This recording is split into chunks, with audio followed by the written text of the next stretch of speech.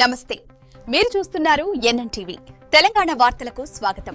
మేము మీ ముందుకు తీసుకువస్తున్నాము నగర నిజం. మంజూరాబాద్ డివిజన్ పరిధిలోని Chandrapuri colony, central bank colony community హాలులో తెలంగాణ రాష్ట్ర ప్రభుత్వం నేతృత్వంలో క్రిస్టియన్ మైనారిటీ ఫైనాన్స్ ఆధ్వర్యంలో ప్రేమ విందు కార్యక్రమం ఘనంగా నిర్వహించారు. ఈ కార్యక్రమానికి పెద్ద సంఖ్యలో క్రైస్తవ సంఘ సభ్యులు హాజరై వేడుకను విజయవంతం చేశారు. ఈ కార్యక్రమానికి ముఖ్య అతిథులుగా అల్లం ప్రభాకర్ రెడ్డి, ఎల్ఎం రెడ్డి, ఇరుగు సునీల్ పాల్గొన్నారు. పాస్టర్లుగా Sunny, Pramod, Moses, Battula, James, Grace Kumari, Robert హాజరై ప్రత్యేక ప్రార్థనలు చేశారు. కార్యక్రమం ఆరంభంలో ప్రార్థనలు నిర్వహించి ప్రేమ విందు ప్రాధాన్యతను వివరించారు. అనంతరం ముఖ్య అతిథులు మాట్లాడుతూ తెలంగాణ రాష్ట్ర ప్రభుత్వం మైనారిటీల సంక్షేమానికి చేపడుతున్న కార్యక్రమాలను వివరించారు. క్రిస్టియన్ మైనారిటీ ఫైనాన్స్ ద్వారా స్వయం ఉపాధి అవకాశాలు పెరుగుతున్నాయని తెలిపారు. ఆర్థిక సహాయం ద్వారా యువత ఉపాధి మార్గాల్లో ముందుకు వస్తుందని పేర్కొన్నారు. ఇలాంటి ప్రేమ విందు కార్యక్రమాలు సామాజిక సౌభ్రాతృత్వాన్ని పెంపొందిస్తాయని తెలిపారు. ఈ కార్యక్రమం మంజూరాబాద్ డివిజన్ అధ్యక్షుడు బివి ప్రసాద్ ఆధ్వర్యంలో నిర్వహించబడింది. వాక్య సందేశాన్ని బి యషయ అందించి ప్రేమ, సేవ భావనలపై సందేశం ఇచ్చారు.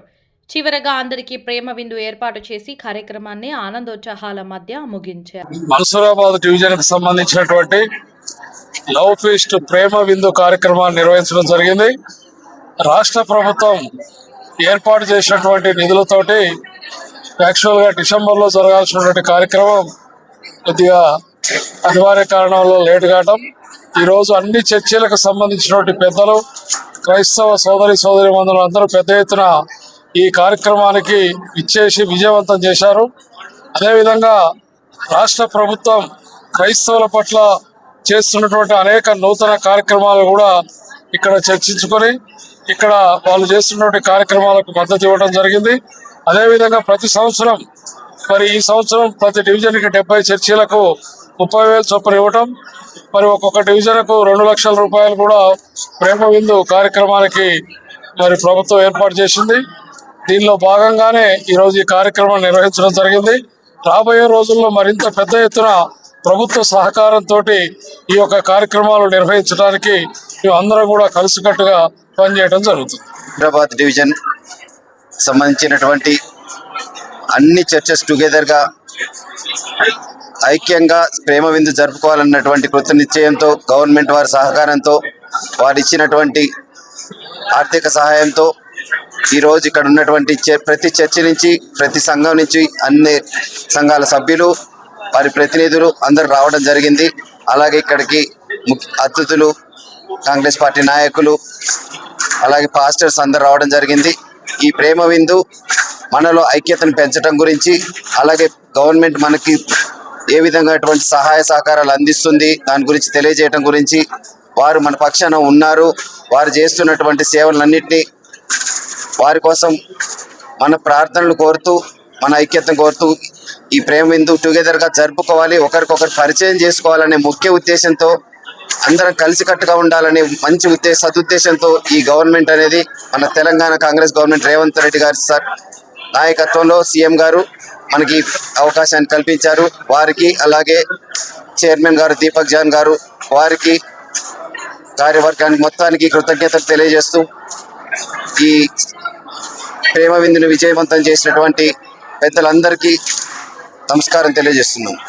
తెలంగాణ రాష్ట్ర ప్రభుత్వం క్రైస్తవులను ప్రేమించి క్రిస్మస్ పర్వదినాన్ని పురస్కరించుకొని క్రైస్తవుల కొరకు అనేకమైన సంక్షేమైన కార్యక్రమాలు చేపడుతున్న ఈ పరిస్థితిలో ప్రేమ విందు ఏర్పాటు చేయడం ఎంతో సంతోషదాయకం.